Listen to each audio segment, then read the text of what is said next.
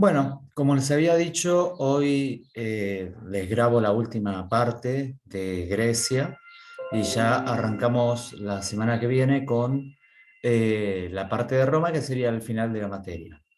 En primer lugar, lo que les quería mencionar es que entre el siglo VII y el siglo VI aproximadamente, se va a suceder una suerte de gobiernos monárquicos en la mayoría de las ciudades y de una diarquía, que es la novedad, en Esparta, ¿no? Una monarquía, ustedes ya saben que es el gobierno de una sola persona, que es el monarca, y en el caso de la diarquía es un gobierno de dos monarcas.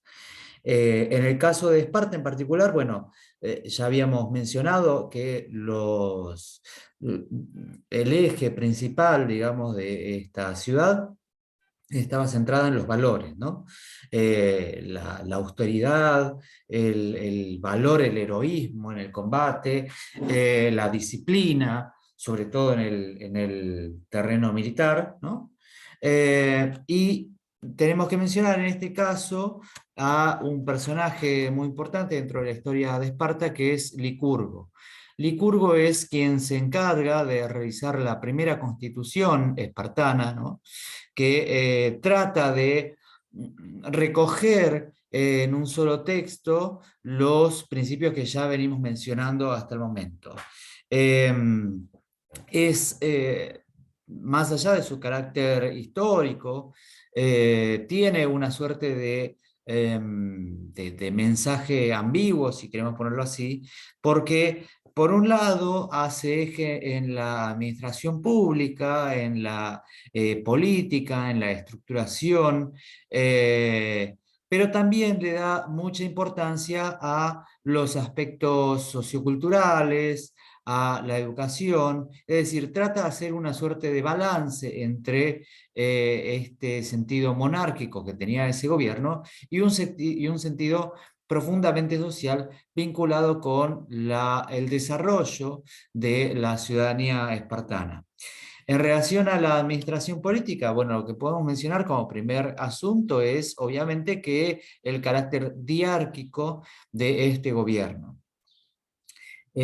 acompañado además por una asamblea popular, solamente para el caso de hombres mayores de 30 años, que son los que van a, en definitiva, tomar una buena cantidad de las decisiones relacionadas con la política exterior.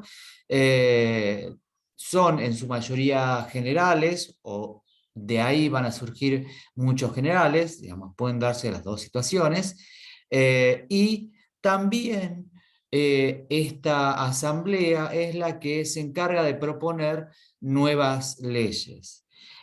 Por otro lado, otro de los componentes de la administración política es la jerusía, ¿no? Que sería algo así como una suerte de consejo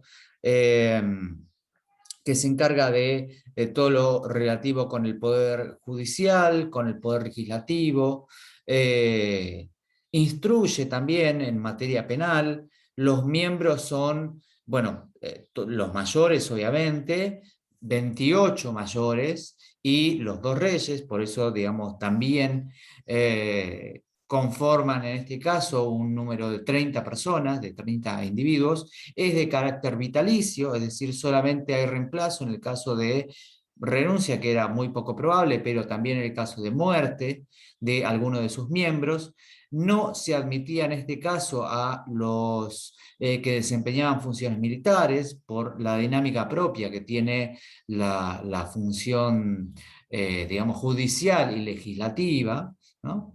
Eh, y por otro lado, también tenemos que mencionar que tenían un carácter electivo, ¿sí? Es decir, entre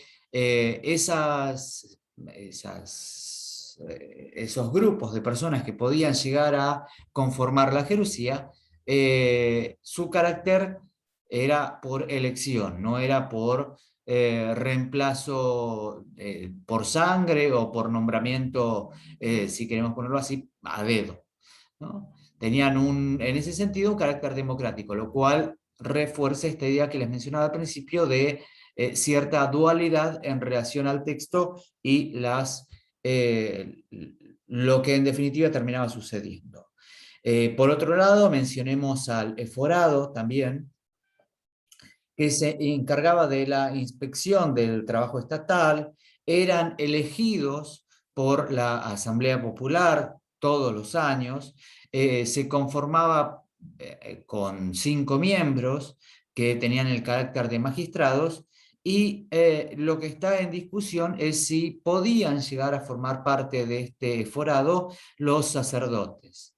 En algunos casos, algunos autores sostienen que sí, digamos que esa visibilidad pública, ese respeto que podían llegar a conseguir por justamente ser el vínculo entre el mundo terrenal y el mundo celestial, eran casi como que naturalmente miembros electivos para estos cargos, y en el caso de otros autores sostienen que no, porque había una tajante división entre lo que debería ser la función civil y la función religiosa. Por último, dentro de la administración pública tenemos naturalmente al ejército, ¿no? El ejército, como ya lo habíamos visto o dicho en otras ocasiones, comenzaba su formación a partir de un aprendizaje temprano, algo así como si fuera una escuela primaria, ¿no? En el sentido contemporáneo. Vinculaba no solamente los aspectos militares, sino también algunos aspectos educativos. Se imponía o se impartía uno de los valores fundamentales dentro de la sociedad espartana, que era eh, me perdí, la disciplina, ahí está, ¿no? Desde esa edad, y obviamente que se iba reforzando con el paso de los años, la dominación de las técnicas de combate.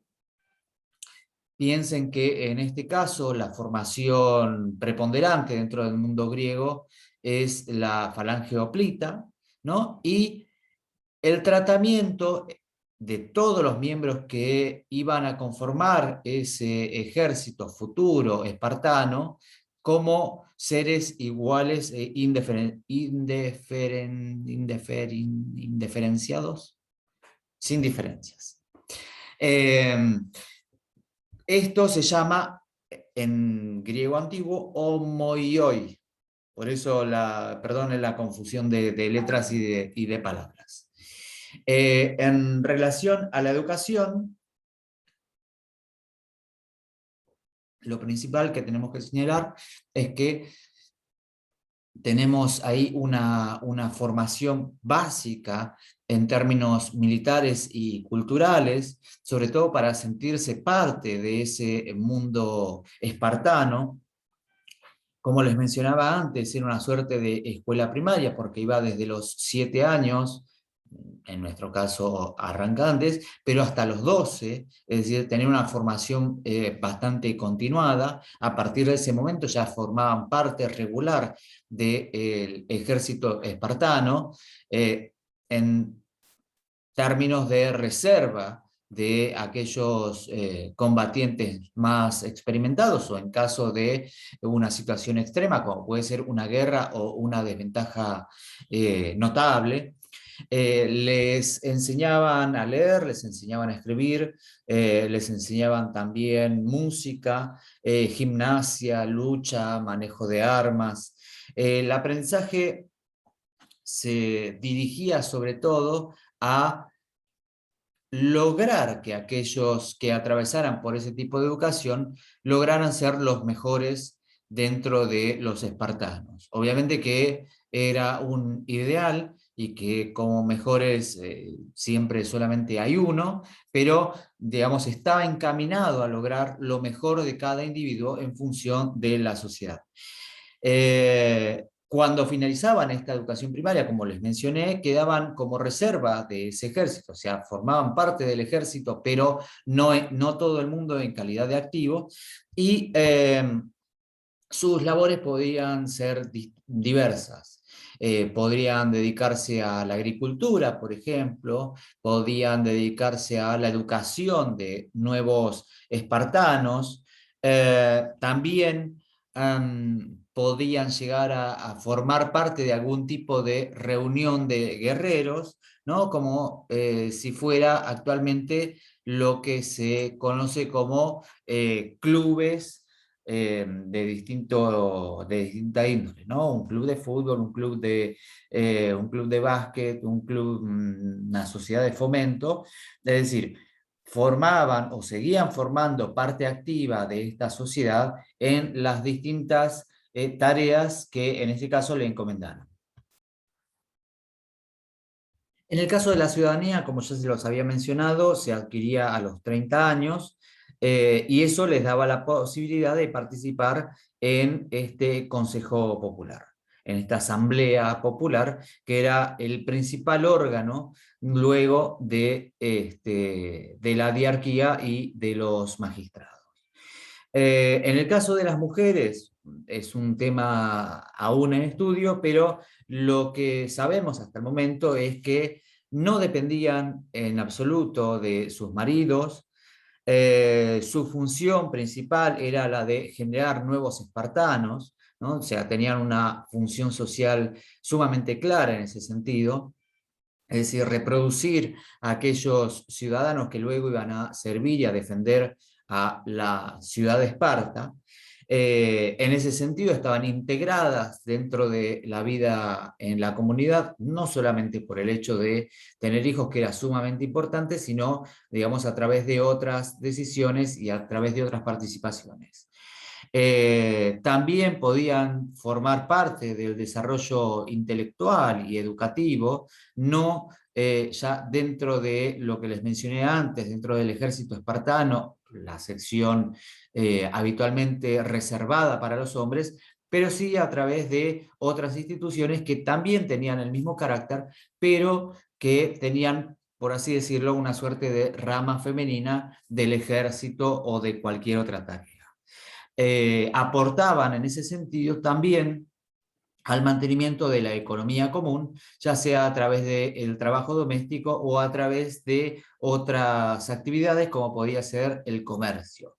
En ese sentido, lo que vamos a ver un poco más adelante es una diferencia notable con el mundo ateniense, que tenía a la mujer como apéndice del hombre y relegada sobre todo al ámbito doméstico. La sociedad en ese sentido en Esparta se dividía básicamente en tres clases.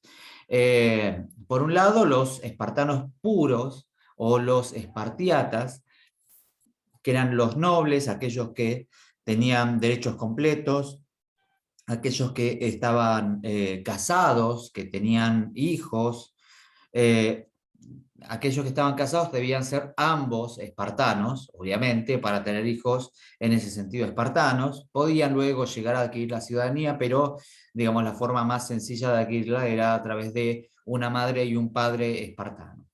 Eh, Cumplían funciones militares, eran terratenientes no labradores, y gozaban de, obviamente, de todos los derechos sociales, civiles y económicos que brindaba la sociedad ateniense.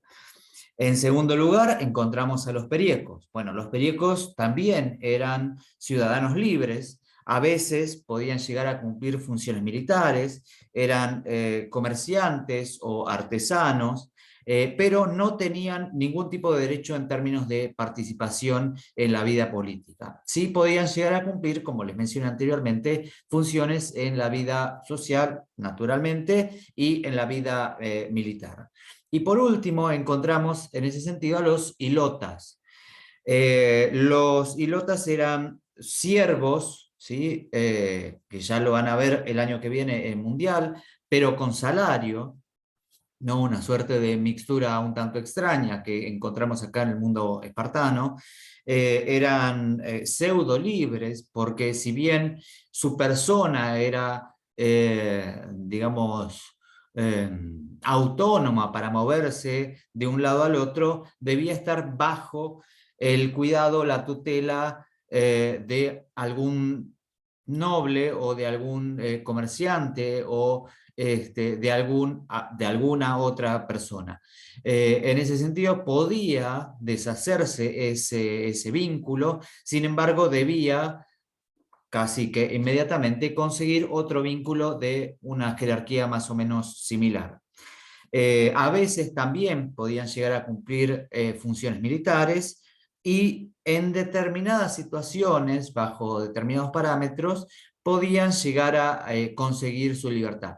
Fíjense que estas tres clases no contemplan, como en otras situaciones, a los esclavos.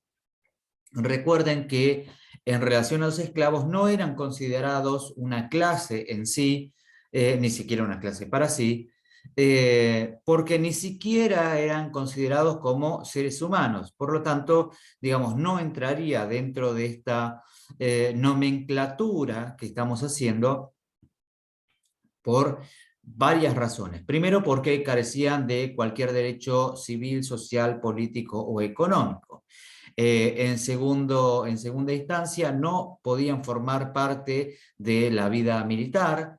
De hecho, en algún momento, pese a ser numerosos los esclavos, Esparta recurre a la adquisición o a la compra o al préstamo de mercenarios antes que confiar en los esclavos.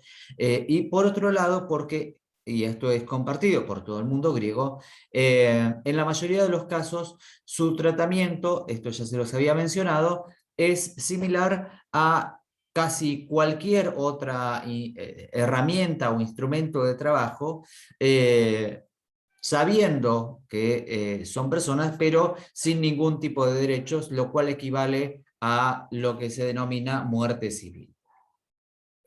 En términos de religión, bueno, lo primero que tenemos que mencionar, como toda la vida espartana, está fuertemente ligada con el terreno militar, y ahí tenemos dos deidades que son fuertes o las principales dentro de Esparta. Por un lado, Artemis, ¿no?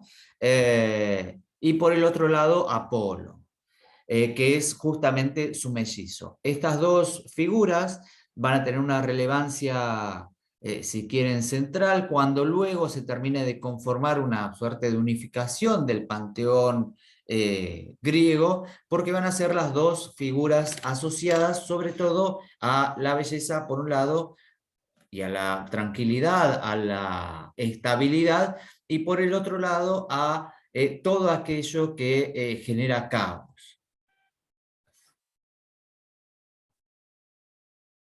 Nos vamos hacia el ámbito ateniense. Lo primero que tenemos que señalar es la presencia de un arcontado, que es una institución conformada por tres magistrados, básicamente, dedicada a las funciones ejecutivas, por un lado, como cualquiera de las otras que estuvimos describiendo. Por el otro lado, tiene un carácter, si quieren, de relaciones internacionales, más vinculado desde luego con la función militar, y además una función eminentemente religiosa. Arcontado resulta de elecciones entre los ciudadanos atenienses, pero es diferente en ese sentido a otro tipo de instituciones ejecutivas que van, obviamente, que por línea sucesoria. Lo que tenemos luego es el Areópago, que es algo así como una suerte de consejo, justamente de este arcontado, que recoge a todos aquellos arcontes que fueron cesados por distintas circunstancias, ¿no? Obviamente tras un buen desempeño como arcontes, porque en otros casos terminaban siendo exiliados, terminaban expulsados, muertos o asesinados. Y por último tenemos la Asamblea Popular, que ya la venimos viendo hace unas cuantas clases, que en este caso se va a denominar Eclesia. En relación a Atenas, lo primero que tenemos que mencionar es que no opta por una colonización marina, como sí van a hacerlo otras ciudades, y comienza en su interior una serie de reformas políticas, sociales, económicas, a partir del siglo VII. Incorpora, por ejemplo, para mencionarles dos de las reformas, incorpora, por ejemplo, a lo que ya venía desarrollando desde hacía mucho tiempo Esparta, que es la falange hoplita, y por otro lado también incorpora o abre o permite nuevas rutas comerciales. Y lo que se va a dar en el caso de Atenas, a diferencia de otras ciudades, es una suerte de disputa, de luchas internas por la sucesión. Dado que no era de carácter sanguínea esa sucesión, no era por descendencia parental, va a comenzar una suerte de guerra política bastante fuerte por aquellos que querían acceder al arcontado y aquellos que también querían acceder al arcontado. Y ahí lo que se va a producir durante un buen periodo de tiempo es una suerte de guerra civil entre la aristocracia, por un lado, y por el otro lado el resto de la población, que también, dado que su esfuerzo contribuía al engrandecimiento de la ciudad, querían ser representados por justamente personas que pertenecieran a sus clases sociales. Finalmente lo que sucede es que comienzan una serie de reformas eh, políticas impulsadas desde el propio Estado. El primero que comienza con esa serie de reformas es Dracón. Dracón lo que va a hacer es, bueno, promover una suerte de igualdad en términos de justicia, que era principalmente uno de los reclamos de la mayoría de la sociedad, agobiada por las deudas, y que esas deudas eran las que finalmente generaban su pérdida de la libertad, y que antes esos privilegios ante la justicia solamente eran propios de la aristocracia. Y por el otro lado, también lo que establece es una, como ya lo vimos en numerosos casos, una ley penal precisa, específica y determinada para todos los delitos que fueran de rango similar. Es decir, antes de ese momento lo que sucedía era que ante un delito similar, el aristócrata tuviera un tratamiento y el ciudadano común, perdón, no ciudadano común, tuviera otro tratamiento. En este caso lo que va a suceder es que frente a las reformas de Dracón van a tener el mismo tratamiento frente a la justicia. Luego de Dracón viene otro reformador que se llama Solón. En el caso de Solón, que ya lo encontramos en los años 594, 593, aquí con más precisión, va a impulsar una serie de reformas aún más profundas que las de su antecesor reformista. En primer lugar, lo que les mencioné, referidas a las deudas individuales. Se extingue en este caso lo que tiene que ver con la esclavitud o la servidumbre por deudas. Anteriormente, como les había mencionado, aquellos que tenían algún tipo de deuda impagable terminaban siendo esclavos o siervos al menos de sus acreedores.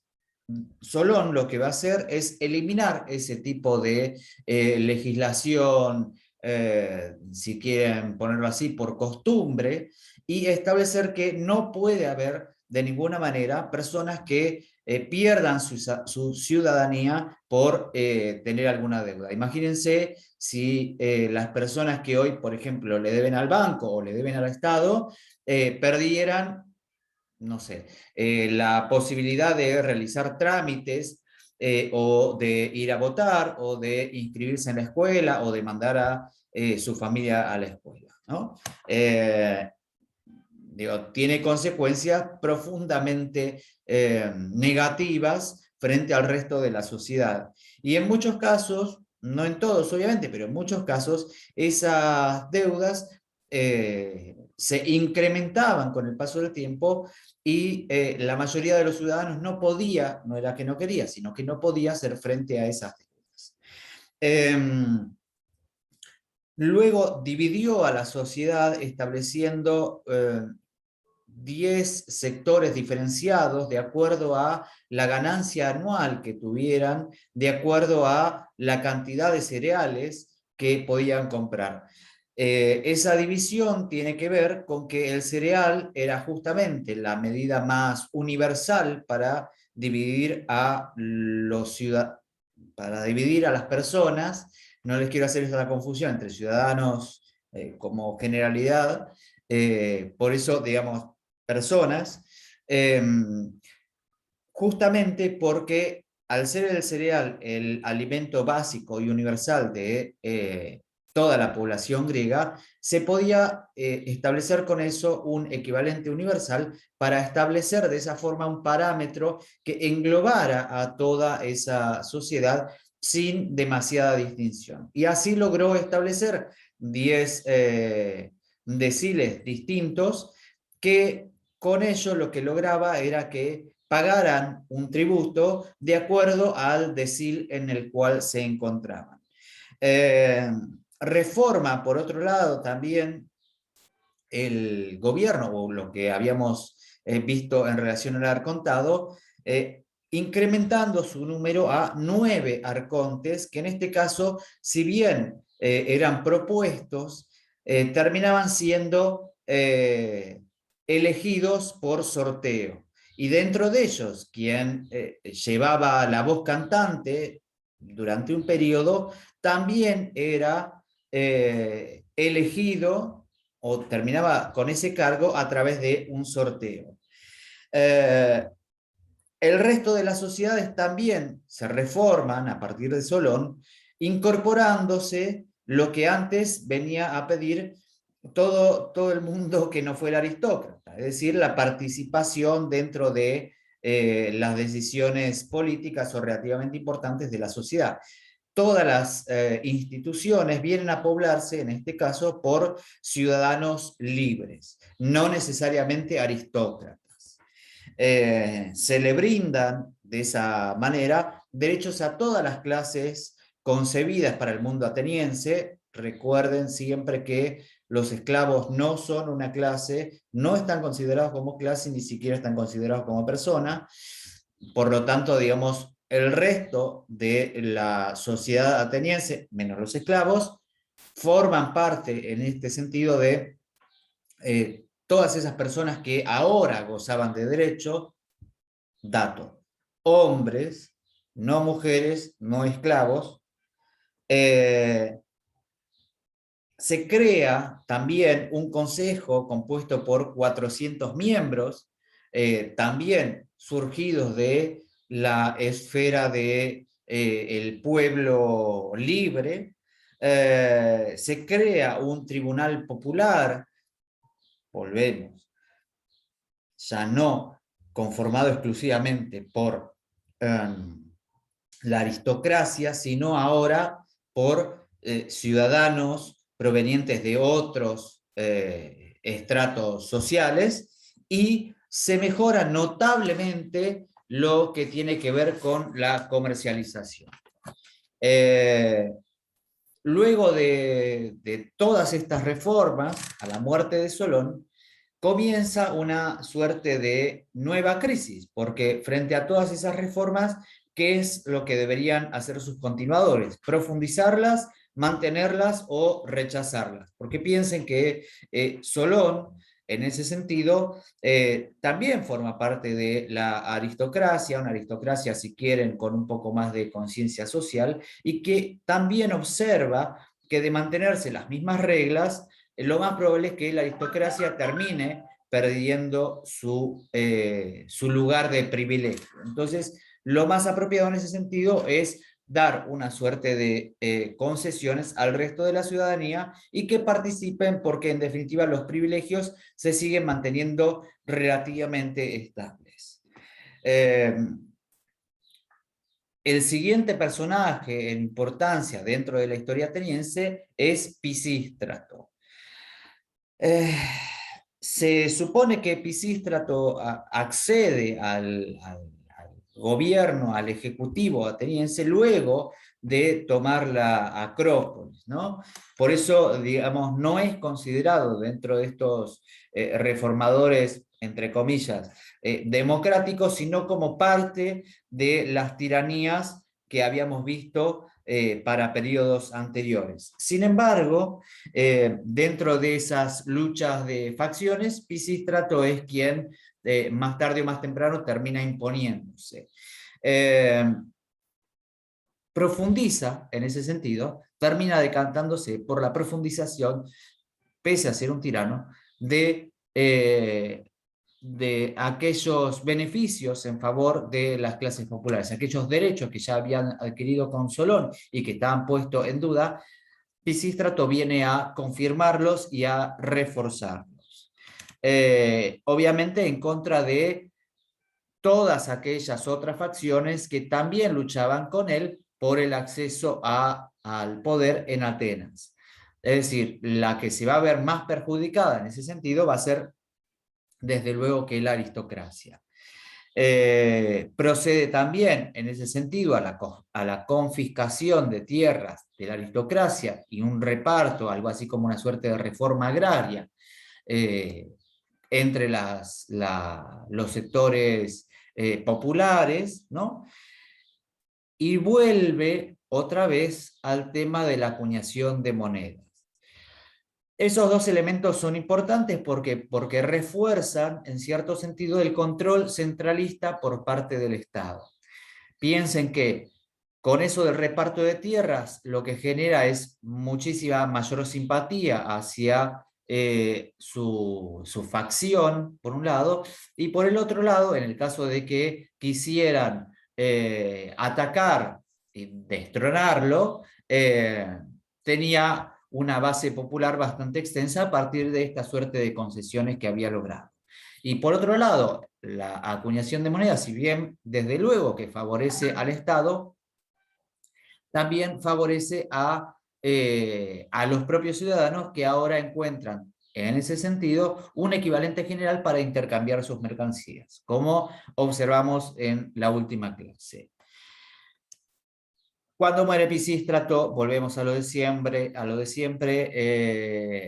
se produce algún que otro tiranicidio, conflictos por la sucesión, venganzas personales, o sea, nada extraordinario. Eh, Se vuelve muchísimo más frágil el comercio ante toda esta incertidumbre y Atenas en ese sentido queda sin alianzas, porque al no haber un gobierno único legítimamente reconocido, el resto de las ciudades no puede o no quiere pactar con ninguna de las facciones porque sabe que va a ser efímero el acuerdo que selle con la facción esta o aquella hasta que otra facción se termine imponiendo. Para cerrar, Clístenes, que aparece unos años después de Pisístrato, me había olvidado, perdón, aparece unos años después de Pisístrato, y con él terminaríamos el periodo que estamos considerando. Vuelve a retomar esta idea de dividir en 10 clases a la sociedad, ¿no? Esa idea de acuerdo al lugar en el que se encuentren económicamente dentro de la sociedad, es la carga que van a tener y obviamente los derechos que van a tener. Incrementa el consejo que había creado en su momento Solón a 500 miembros en este caso, sacando 50 miembros de cada una de esas 10 clases que había creado por sorteo, ¿no? Esa es, si quieren, la novedad. Es decir, no había en ese sentido ningún tipo de privilegio por sangre o por clase, sino que en ese sentido los 50 o los 500 en definitiva eran iguales. Y por último, instituye la institución, valga la redundancia, del ostracismo, ¿no? ¿El ostracismo qué es? Bueno, básicamente es la expulsión de aquellos que pueden ser potencialmente peligrosos en términos políticos. ¿Y qué significa? Bueno, básicamente significa el exilio de esa o esas personas que el Estado considera que son perjudiciales. En ese sentido, no había ningún tipo de distinción si eran de la clase 1 o si eran de la clase 10. El ostracismo era para todo el mundo igual. Mantiene durante su exilio los derechos que tenía anteriormente, ¿no? Es decir, condenan a alguien al ostracismo y a su vuelta vuelve a tener los mismos derechos que tenía antes y vuelve a tener las mismas propiedades que tenía antes. No es un castigo, pongámoslo así, brutal o, si quieren, terminante para destruir a esa persona, sino simplemente, pongámosle, congelarlo en el tiempo que no haga daño en términos políticos a lo que consideraba como válido el gobierno de Clístenes, pero cuando vuelve puede retomar su vida relativamente normal, porque obviamente en términos simbólicos el resto de la sociedad sabía que determinada persona había sido condenada al ostracismo. Bien. Bien. Eh, Como última cosa y como cierre de este periodo, y ya para adentrarnos en la Grecia clásica, yo les había mencionado que este periodo concluía con las guerras médicas. Tienen ahí un gran desarrollo dentro de la bibliografía y solamente quisiera referirme a tres o cuatro cositas nada más. Las guerras médicas son un enfrentamiento entre las ciudades griegas y los persas. En el caso de los atenienses, bueno, lo primero que van a hacer es fortificar toda su ciudad, porque su fuerte no estaba justamente en el terreno descubierto, sino en el mar. Es decir, frente a una invasión por tierra, luego de haber sido derrotada por mar, Atenas no tenía demasiada defensa y su ejército era, en comparación con el resto, sumamente débil. Los persas que ingresan desde aquí hasta dentro de muchos años como uno de los actores principales dentro del mundo griego, van a ser o van a intentar someter al resto de las ciudades griegas a partir de una demostración de fuerza notable que tenían, y además, a ver, ¿cómo ponerlo? No solamente tenían con qué sostener esa fuerza en términos militares, sino también en términos simbólicos a partir de ciertas crueldades que podían mostrar o que podían llegar a ser contadas por algún que otro sobreviviente de algunas ciudades que no quisieran someterse. Bueno, obviamente que Atenas y Esparta no se someten a los persas, y ahí lo que vamos a ver son dos momentos distintos dentro de estas guerras médicas. La primera, que es el momento culminante, es la famosa batalla de Maratón, ¿no? La que le da el nombre posteriormente a la disciplina que hoy se realiza en los Juegos Olímpicos, donde supuestamente ganan y uno de los soldados corre para informar de la victoria y muere.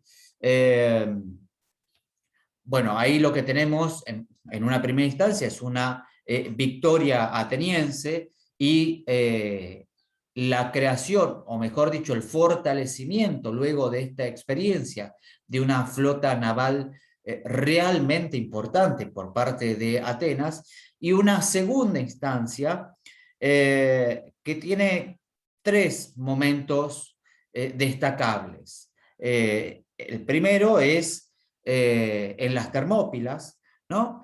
Donde encontramos a todo el mundo griego unido frente a los persas. Sin embargo, quienes terminan triunfando son justamente los invasores, y luego las dos instancias que van a ser definitivas, al menos por un tiempo, como ya vamos a ver, que es una en Salamina y la otra en Platea. En esas dos batallas, el triunfo va a ser para los griegos, y los persas van a retirarse por un tiempo, eh, y no van a intervenir en lo que vamos a ver en el periodo considerado como de Grecia clásica.